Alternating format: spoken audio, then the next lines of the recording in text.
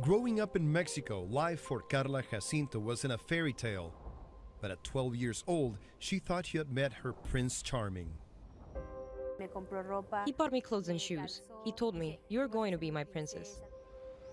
Karla's new boyfriend was older and from a faraway village called Tenancingo. But after 3 months, the relationship changed and the scam was revealed. Karla's prince was actually a pimp working as part of an organized crime ring based in Tenancingo. He told her she would be working the streets as a prostitute. He started punching me, kicking me, pulling my hair. He would spit on my face. That day, he even burned me with iron.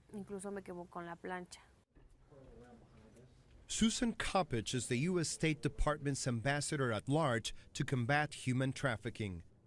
Before that, she worked at the U.S. Attorney's Office in Atlanta, Georgia. We've prosecuted numerous cases here in Atlanta involving traffickers from Mexico, and particularly Tenancingo. Coppage says oftentimes entire families in Tenancingo and the rest of Tlaxcala State are in on the scam. CNN over several weeks made numerous attempts to speak with Tenancingo town officials. We even went to the mayor's office twice, but were denied interviews each time. Coppage says there's good reason for the officials being evasive. Well, we've been told by the traffickers themselves and by the young girls that this town raises pimps, that's what they've done for generations. That's what the town does. That's their industry. And yet, in smaller rural communities around there, the young girls don't have any idea that this is what that town's reputation is. Karla says she was forced to prostitute for 4 years with never a day off. She says her pimp trafficked her across Mexico, demanding she see at least 30 customers a day and keep a daily log of clients. By age 16, Karla calculates she was raped more than 43,200 times. There were men that would go just to laugh at me. They laughed when I cried. Imagine in the mind of a 12 years old who is raped. If she cried, he will hit her worse. If she didn't cry, he will hit her again. Rosy Orozco is a victim's advocate. The former Mexican senator says it's the powerful who allow trafficking to continue. She had clients that were judges, priests, pastors, police. So she knew that she could not run away to go to the authorities. Karla says one time 30 uniformed police officers raided the brothel she was in, but instead of making arrests or rescues, they made a deal with the brothel owner.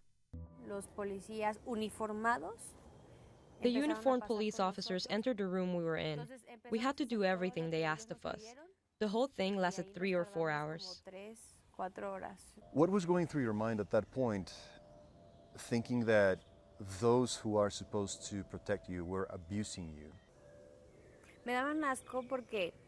They were sickening to me because they could see we were minors. It was obvious, right? We looked our age. We weren't even fully developed.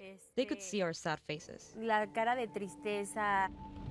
There are an estimated 2 million children exploited every year in the global commercial sex trade. Violence, corruption, and a mix of fear and shame are major factors keeping children from trying to escape. And you lived this hell for 4 years? You see me now with a smile on my face, but when I remember all of that, it still hurts a lot.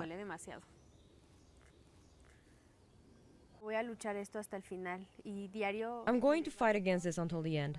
Every day when I wake up, I wonder if I'm going to be alive at the end of the day because of what we do, and what I have experienced makes me a target. Death is lurking.